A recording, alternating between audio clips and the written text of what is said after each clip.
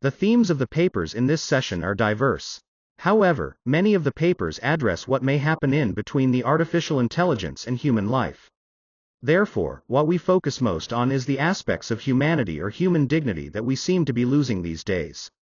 It is generally believed that we must put more value on the humanity in what we do in the post-human era. In that sense, it is natural for Eric and Cho to emphasize the necessity of the collaboration and interrelationship between humanities scholars, philosophers, artists, scientists, and educators. As we know, we call today the era of convergence. That is why we must integrate science, particularly artificial intelligence technology, humanity, education, and even arts. There must be no more contestation between two cultures like science and culture or science and humanities studies. Until now, we used to learn literature and arts in the class with teachers and professors.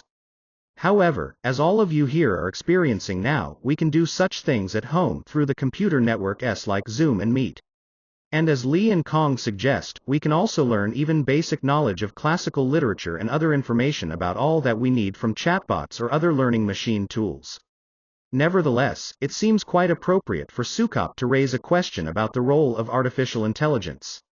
We must not only reconsider whether the AI is really good as adequate tool and paradigm to initiate higher level education, but also, as Park insists, we must always check if we all can cope properly with the dramatic environmental change and if we have an appropriate perception of the artificial intelligence and its impact on our life.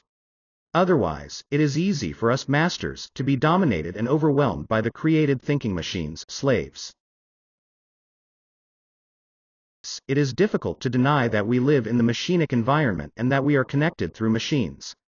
Despite all our effort to resist the invisible but dominant force of the machines, we tend to lose humanity or human values.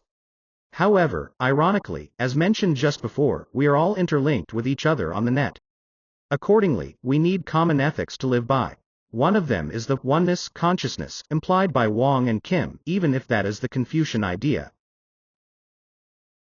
Rather than simply trying to improve comfortability in our life, we will have to imagine how the development of artificial intelligence could serve much to preserve humanity or human dignity in this dehumanized postmodern world.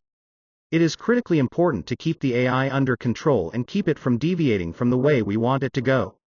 In that context, I believe that today's presentations of the participating scholars in this session will contribute to building the global community safer and better with the artificial intelligence and its mutants.